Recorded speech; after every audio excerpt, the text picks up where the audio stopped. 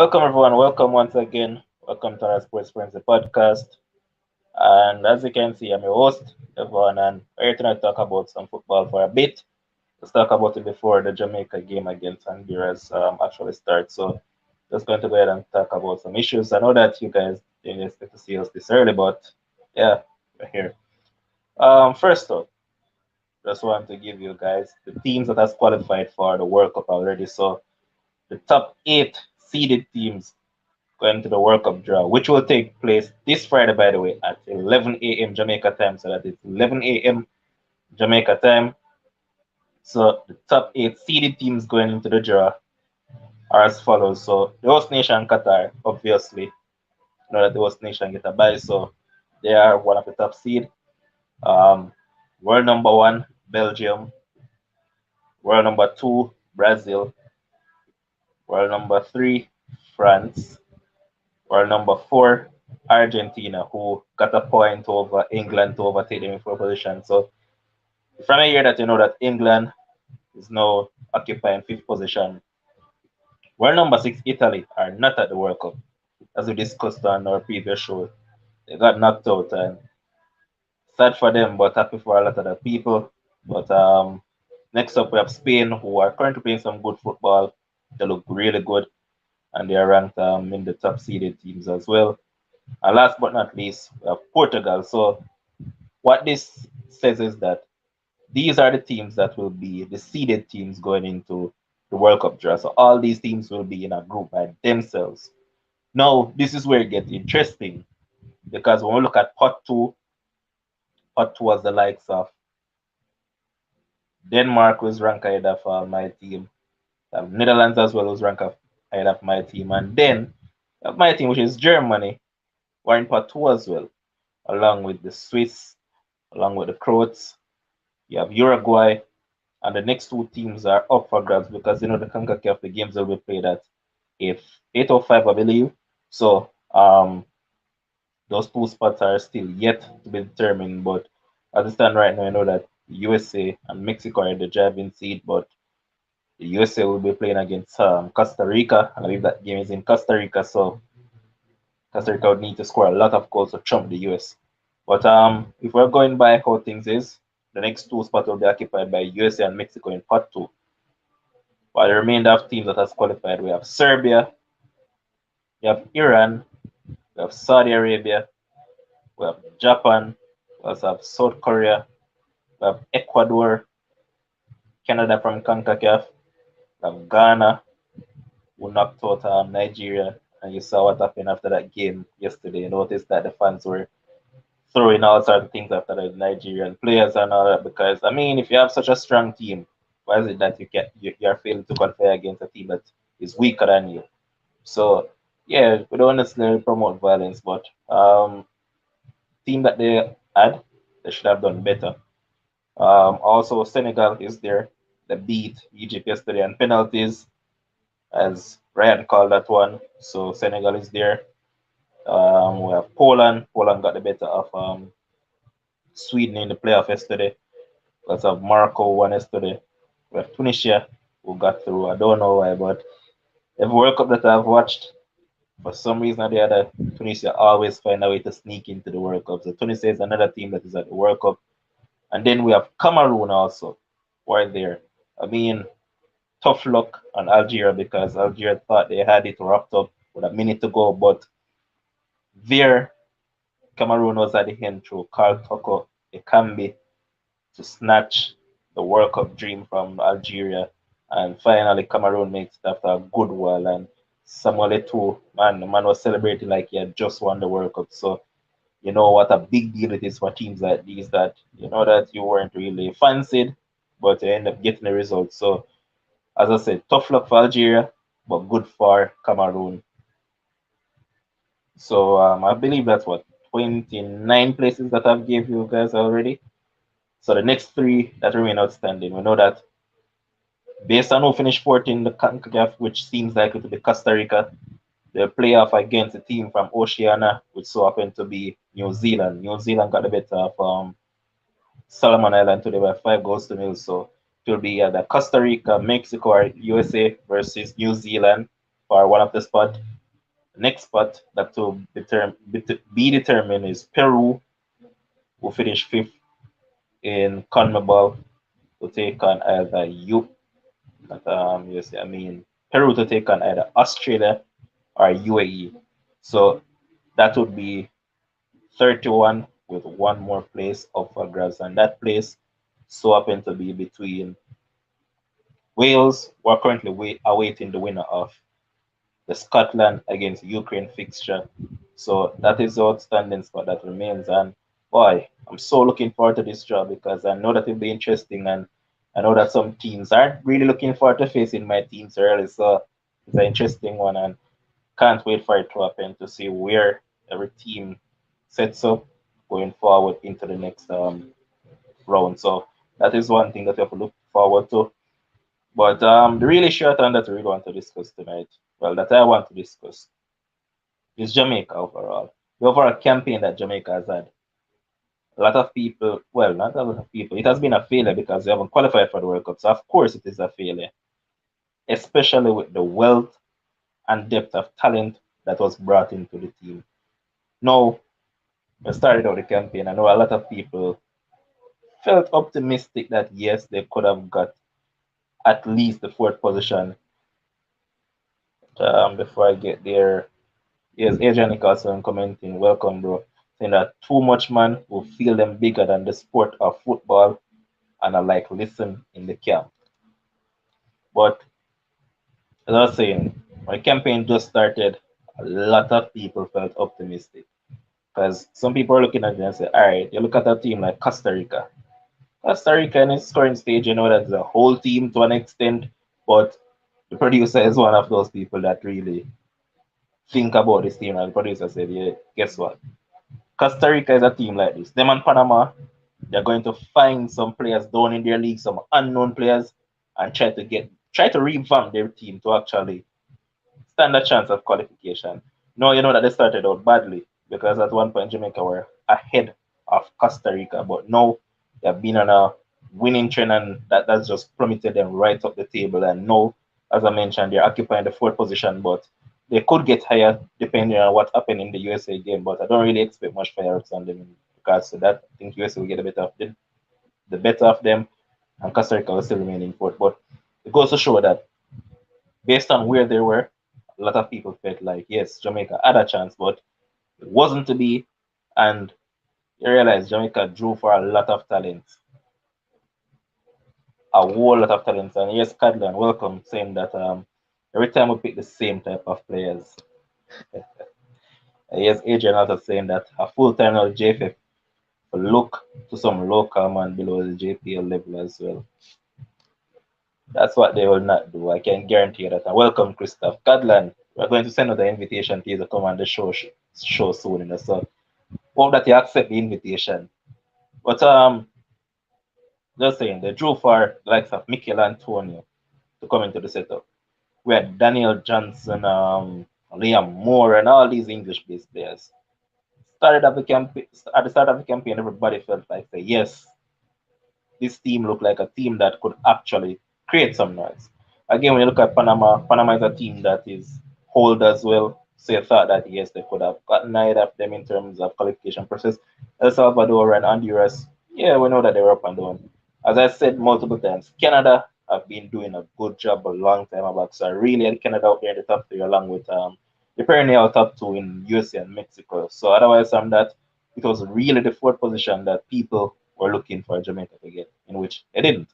Now, Theodore Whitmore started off the campaign, and again, this is the issue that they have faced years upon years when it comes down to qualification, because you play with a particular amount of players before the World Cup qualification process starts, right?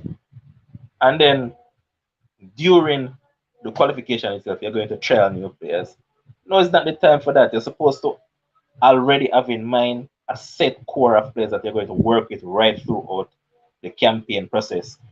Now you notice that they had some local based players in the initial team when it comes down to the Gold Cup, I believe it was that they were playing. And after that, you notice that they ditched a lot of them for some English based players. And personally for me, I always say that try to get your best team available so they can build camaraderie, chemistry, and all those things before the campaign start. Because when they get into a campaign, they don't want to bag of disturbance. Disturbance is not going to work well, especially with these guys. And started off with some set players, got rid of them, brought in new players. Team camaraderie totally gone through the window. So you notice that it has to be nitpicking from there on in. Now, first game, played against Mexico, went to Azteca, they took the lead, I believe, and then ended up losing the game by 2 goals to 1. That was the first mistake that Jamaica made because there's no way it's supposed to be what 1-1 at 89 minutes and then concede a sloppy goal to lose the game. So started up the campaign on a wrong footing by losing that game. And here's also Christoph saying that I have no problem with them getting some English-based players, but you have to be smart. If you can be putting saying that you can't be putting square in round holes, getting the right players, have a core of players. But he's also saying that then fill out the squad. The team can't defend to save them life, and that is what happened in that Mexico game. But um, as I was saying, like, you were basically a couple minutes away from getting the result, and because of a lapse in concentration, you ended up losing the game. So wrong footing right there, and you could have started off the campaign well because getting a point against Mexico at Azteca, big deal for Jamaica.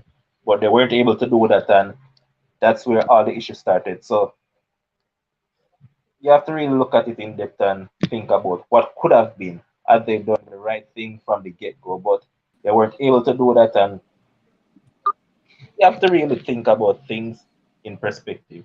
Welcome to the voice again. But here's also Aldan saying that Jamaica have their own self to be blamed. Money issues, and it seems like the local and US based players on different levels with English based, plus some tactical issues with coaching why we fail. Hmm. But the voice, I'm here talking about the Jamaican campaign, and you notice that Tapa, as I was saying, started off the campaign decent in terms of the game against Mexico. All they needed to do was just hold out for a few more minutes, and they would have gotten a draw. Good point from the first game, I have to say. You're talking about the first game or the whole campaign?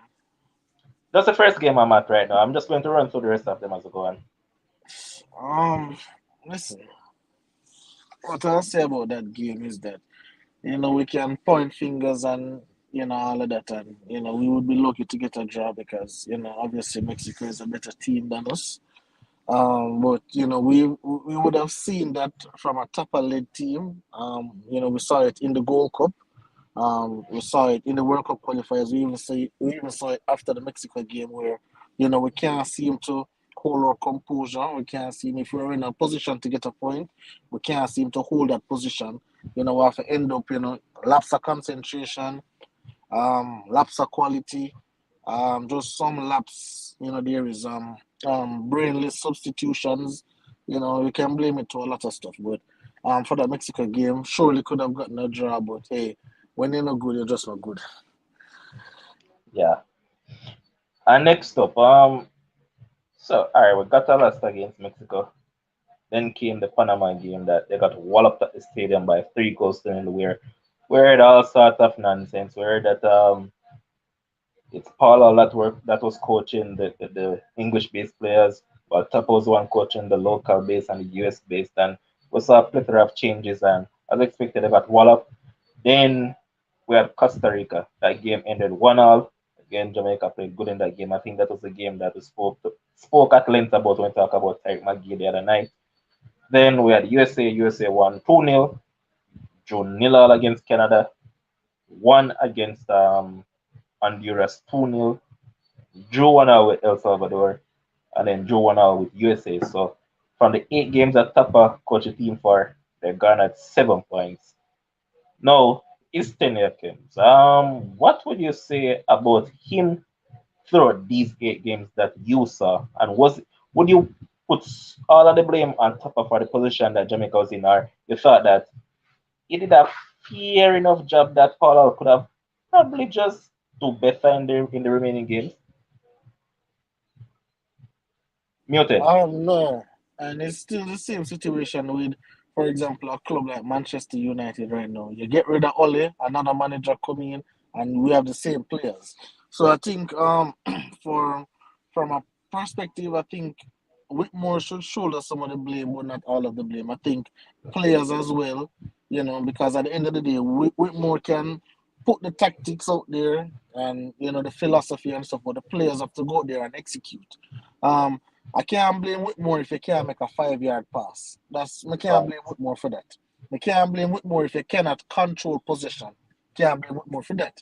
Can't blame Whitmore if we can't have a decent spell in the game. Can't blame Whitmore for that.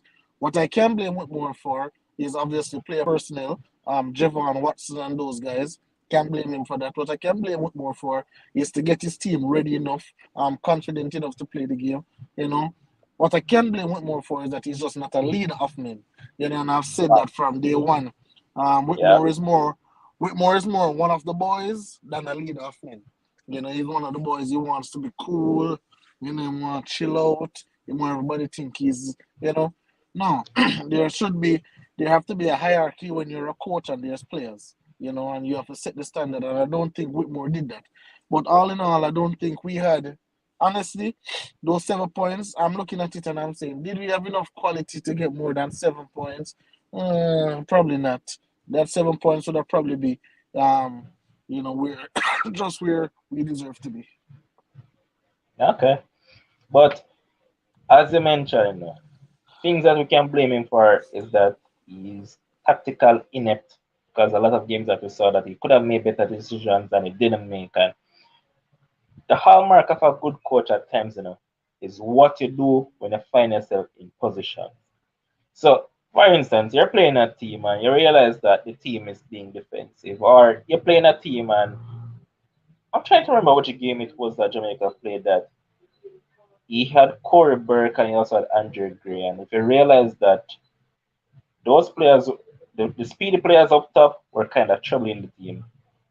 Or let me rephrase. No, I think that was Paul Hall. But what I'm saying is that in-game substitution is a big thing when it comes down to coaching. So if I'm using a team and I realize that my forward up top is not holding up the ball much, and I said, look across on the bench and I see a man will say, yeah, this man can hold the ball and so. Yeah, we can make a tactical change right there. Or you could say that multiple times we have seen our midfield being overrun. Take out the soft man out of the team and put in some midfield sturdiness where you can get some bodies in there to actually deal with things different. And that is what he didn't do. So on the basis of that, I have to mark him down. As you mentioned, he's just a regular man in the team. It's just like, hey, all of us are buddies. So guess what? We'll just come here, have a vibe, and gone back home. No, you're supposed to be the standout where you can hold players accountable just as you yourself can hold yourself accountable because that's where it all starts. You see, the moment you as a coach start to point fingers, that's where you're going wrong because you're supposed to be able to hold yourself accountable. For instance, I know that you're a big fan of Steven Gerrard. That's the man that holds himself accountable because when the team loses, man come out and say that we aren't good enough. I know that I could have done things different. You're not gonna come out and you tap and say all them things. So sometimes that's where the issue lies, and I think he could have done better throughout the campaign. As I said, yeah, the 7 points were probably false though, to be honest. Probably it was false though, but then again, when you look at how they played against some of these teams, you say that hey, that they could have probably gotten something right here and probably that could have propelled the team a little bit more. But that was tough as tenure. Now, 7 points from the first 8 games. You know that we had like what 6 games remaining. A lot of Jamaican fans still maintain hope that yes, they still could have qualified, but I think it was long lost a long time ago because at the end of the day, Tapa should have been voted, but they didn't vote him too early. And now they found themselves in this position. So now we look at it all these games with Jamaica so far. So the first game he lost 2-1 to Mexico. After leading that game, I believe I don't believe it is the same game that walking red card Damian Lowe got a stupid red card. Next up, they lost 3-2 to Panama. Then they lost 1-0 to Costa Rica. drew 1-1 with El Salvador, and then the biggest defeat of the campaign, they got walloped by Canada 4-0. Now, all in his four games. I know that you're not a man that talks about trophies really or necessarily the result itself. You look at the play and how the players actually respond to what the coach is trying to get to. But in his 4 games so far, 1 point. What do you have to say about Paul Hall? Muted. So listen, looking at that game, I trust me, in that locker room, they already knew that they couldn't qualify for the World Cup. They knew that. So I think, whether they got 1 point, whether they got no points, whether they got 6 points, 12 points, it doesn't matter. Um, I was just looking at. I wanted a change in philosophy. I wanted to see actually some football being played. And I can say, especially in that Canada game, Canada, El Salvador, I think I watched a bit of a Canada game and a bit of El Salvador game. And I was able to see some positivity. Um, I was able to see better passing, better holding up of the ball. I'm able to see that a coach sent out some instructions and their players following those instructions. So those are the things I'm able to see. What I want to see now, I want to see, I want to see a consistent squad. A consistent squad, a consistent team with those players consistently playing, getting to know each other, building the chemistry that they need to build amongst each other. Player coach relationship and JFF coach relationship tight. Providing the support that it needs, and then hopefully sponsorship and so come on board. But I like what I'm seeing. Jamaica has a lot to develop where football is concerned. Again, if you watch teams like Canada, USA, and Mexico, you can look at that and you can see that Jamaica is not near there, not near their quality at all. So when you look at that and you say, okay, who from Jamaica team could have really jump in a USA team automatically? I can look from a back line and when I say, who could have jumped in there? I don't think Damien Lowe could have make USA team no time at all, etc., etc. And that's not a slight at Damien Lowe, but so I just think as a unit, we just need to continue working on the craft. And I think you had told me that Ravel Morrison had said, "Oh, Gold Cup is the next focus." So Yep. let us see what they do in the Gold Cup. And again, they don't have to win the Gold Cup. I'm just looking for small improvements. Continue improving. Because if you win the Gold Cup and you don't go to the World Cup, the Jamaican fans are not satisfied, right? So we want to continue improving until the next World Cup for sure. And that is something to look forward to because, as I said, it's not necessarily about winning the thing itself. Sometimes we have to see a particular style of play, brand of football that they're coming with, and the tactical acumen from the coach. So that is a lot of things to look forward to. But will they get it done? Is a $1 million question because, as you said, it comes down to Jamaican football. They're incompetent and they don't do enough because honestly I think they could do way more than that they have done over the years because they're telling me that yeah we know that corporate in essence they like to invest in products that is delivering results. However, you have been this brand over years. JFF is a brand. Jamaica football is a brand by itself. Why is it that you can't get enough sponsorship on board to actually develop from grassroots level? And that's the issue. It is like when you jump for all these English-based players, you're putting a bandage over a sore, while the sore is still there, just getting bigger and bigger. It's just the same situation that West Indies cricket is facing, that they don't pay attention to the grassroots. So more and more youth are moving away from cricket itself and even football. Yeah, play youths might come up and they might watch all these clubs and love the football same, but in terms of going out there and playing it, that's a total different proposition. So I think not enough attention has been paid to the grassroots level, and they need to get some sponsorship and develop down there because, as we always come on the show and say, it's developing those themselves from a young age with the best set of coaches is the best way to go. When you come up to the senior level now, where's there you just put the little final lines and the finishing touches and players. You're not supposed to come to the senior team and Damian Lloyd is an example. And again, I'm not picking on the guy, but however, certain mistake that the man making games, they were like, was this man taught? to defend and all those things. So those are things that they can really change up. But boy, they need to do it soon and they need to get it out of the way ASAP or else they're falling behind already and they just keep on sliding down. One And thing, there's one thing that all right, go ahead. No, go ahead and read this comment. I was going to read a comment, man, but go ahead, man.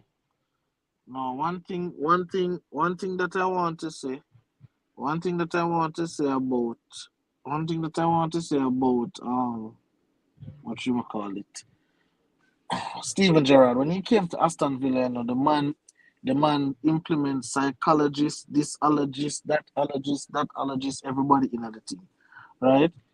So now when I'm looking at it, I think one of Jamaica's biggest problem is no like playing the football from a mental capacity. I think the mental part of it break down for them a lot. When you look and for example the Damian Lowe red card, that's a mental breakdown, that's a mental error. Cadlan is Um agreeing with you because Cadlan had said it earlier that the last 5 minutes of the Jamaica games hellish. So yep, that is a mental issue. But yep. continue. And then I don't remember which game it was when he was supposed to get a red card as well, and that referee was his first game, and he never want to give the red card. I I think think it it was the was hand. same game that he scored that was it the USA game that he had scored in and because there was no VAR they ruled it out. It was Yes, that same game.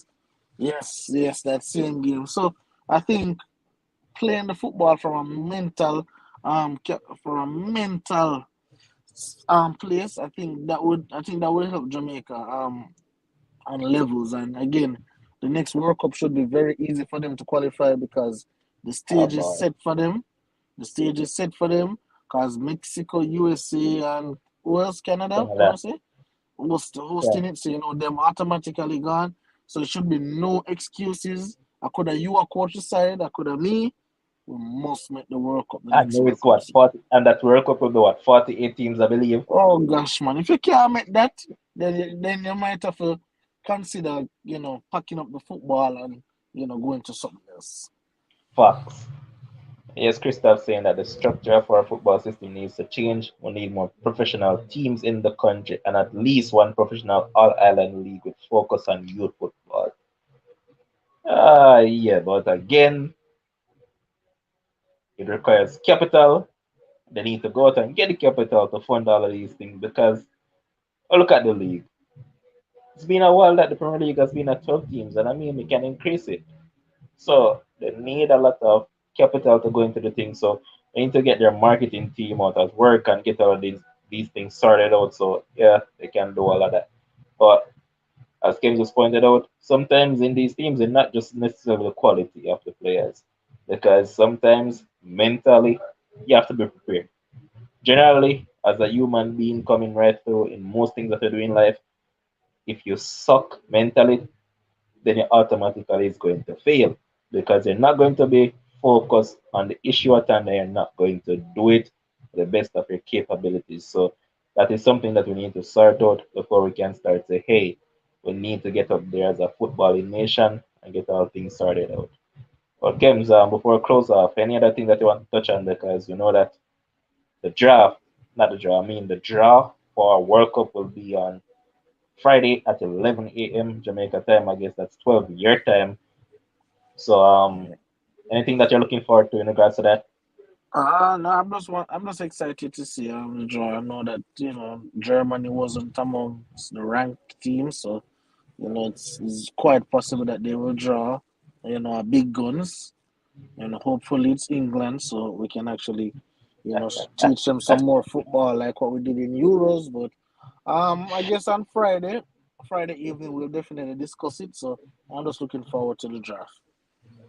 Facts. Anything else that you want to say quickly before we go? No, not really. LeBron is hurt. That's all I have to say. LeBron Lakers is is there. hurt. Lakers is hurt. Warriors is hurt. A lot of teams hurt. And that's an article that they posted about Nuggets. So the Nuggets is hurt as well.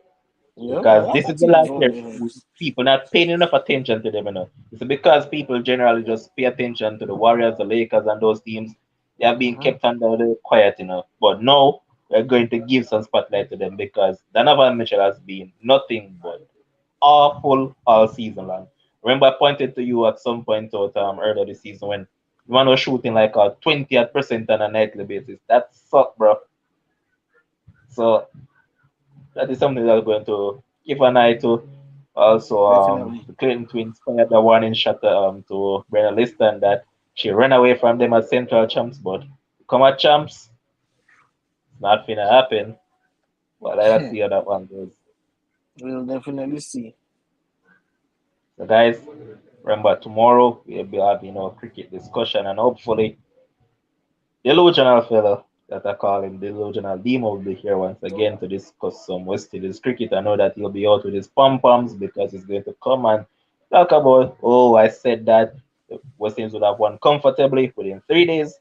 Well, not 3 days, within the 4 or 5 days. So he'll be here tomorrow with his pom pom. So look forward to that. Until tomorrow, guys, stay safe. Enjoy the rest of the night. Big up, Kims. Big up, Josh. Big up on yourself.